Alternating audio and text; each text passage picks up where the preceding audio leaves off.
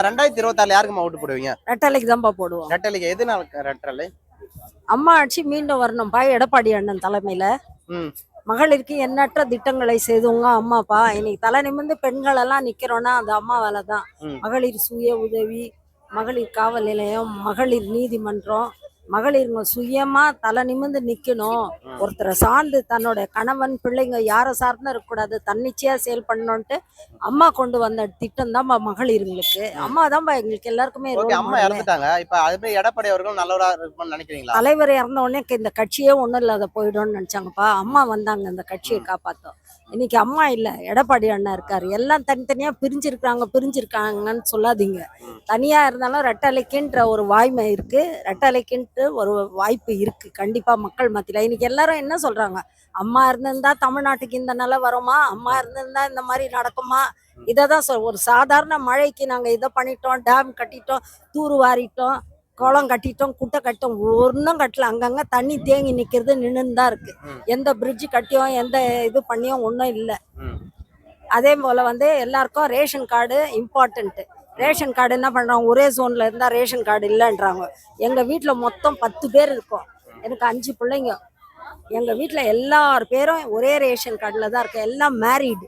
ஏன்னா வாங்க முடியல, என்னன்றாங்க வேற ஜோன்ல போங்க. வேற ஜோன்ல எங்க போக முடியும், எல்லாம் சின்ன சின்ன குழந்தைங்கள வச்சுன்னு இருக்காங்க.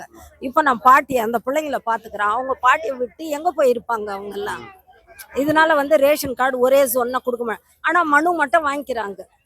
முதல்வர் திட்டம் என்னென்னவோ சொல்றாங்க. அந்த திட்டம் நான் ஒன்னும் செயல்படுத்தல, குப்பியில தான் போகுது கொடுக்குற மனுவெல்லாம், ஒன்னும் ஆறுதல. அதே மாதிரி மகளிர் உதவி தொகைன்னு கொடுக்குறாங்க 1000 ரூபாய். அதுவும் எல்லாருக்கும் கொடுக்கறது இல்ல. அம்மா கொடுத்தாங்க, மிக்சி கிரைண்டர் ஃபேனு எல்லாருக்குமே தான் கொடுத்தாங்க. எல்லாருக்கும் கொடுக்குறேன்னு சொன்னாங்க, எல்லாருக்கும் கொடுத்தாங்க. இவங்க குறிப்பிட்ட 10 பேர் கொடுத்துட்டு 90 பேரை ஆப்சென்ட் ஆக்கி விட்டுறாங்க. இதான் இன்னைக்கு நடந்துட்டு இருக்கு. தூங்கணும் ஒட்டை குட்டியும் மூச்சு நின்று கடா குட்டியோன்றாங்களா, அந்த மாதிரி கதைங்க நடந்து போயிடுச்சு. திமுக ஆட்சி சரியில்லைன்னு சொல்றீங்களா? கண்டிப்பாப்பா. விஜய் வந்திருக்காரு, அவர் பற்றி உங்க கருத்து என்ன? அவரை பத்தி எல்லாம் சொல்ல மாட்டோமா, நான் அண்ணா திமுக கட்டல, இது மட்டும் தான் எனக்கு தெரியும். எனக்கு குதிரைக்கு கடிவாளம் கட்ட மாதிரி ஒரே நோக்கோட தான் பாப்பேன். ஜெயலலிதா அம்மா பாத்தீங்கன்னாக்கா கல்யாணம் ஆகும் போதெல்லாம் நகை ஒண்ணு குத்துந்தாங்க. இப்ப அந்த நகையும் பாத்தீங்கன்னாக்கா திமுக அரசு தடைப்பட்டாங்க. அதை பத்தி நினைக்கிறீங்க என்ன சொல்றப்பா? அது திருமண உதவி தொகை கொடுக்குறது, திருமண தாலிக்கு தங்கம். எவ்வளவோ பேர் இருக்காங்கப்பா, அந்த தாலி கூட வாங்க முடியாத. இன்னைக்கு கண்டிப்பா தாலி வாங்கவே முடியல, தங்கம் விலை அப்படி ஆயி போச்சு. அந்த 1/2 பவுன் தாலின்றது 50,000. இன்னைக்கு அம்மாக்கு தான்ப்பா, ஒரு பெண்ணுக்கு தான்ப்பா தெரியும் ஒரு பெண்ணுக்கு எவ்வளவு கஷ்டம் இருக்கு குடும்பத்துலன்ட்டு. ஆண்களுக்கு தெரியாதுப்பா. நீங்க நடுத்தர குடும்பம் எல்லாம் அந்த தாலியும் அந்த கொடுக்குற பணத்திலேயே கல்யாணமே பண்ணவங்க நிறைய பேர் இருக்காங்க. கிராம பகுதி மட்டும் கிடையாது, சென்னையில கூட நிறைய அந்த ஏழைங்க எல்லாம் நிறைய பேர் இருக்காங்க. ஸ்லம்ல எல்லாம் எடுத்தீங்கன்னா அம்மா கொடுத்த தாலி, அம்மா கொடுத்த பணம், அம்மா கொடுத்த பணத்துலதான் இந்த சீர்வரிசை. அதெல்லாம் இல்லப்பா. ஆனா என்ன சொல்றாங்கன்னாக்கா, நான் பஸ் வசதி ஃப்ரீயா கொடுத்துருக்கேன், 1000 ரூபாய் மகளிர்.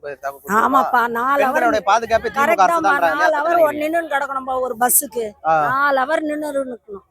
4 அவர் 40 பஸ் பணம் வாங்குற பஸ் போவோம், ஒரு பஸ் ஃப்ரீ பஸ் வரும்.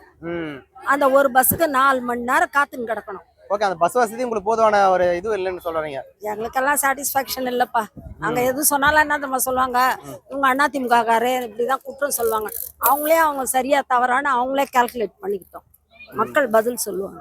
2026 தேர்தலில் பதில் சொல்லுவாங்க. கண்டிப்பா சொல்லுவாங்க. ஓகேம்மா, நன்றி.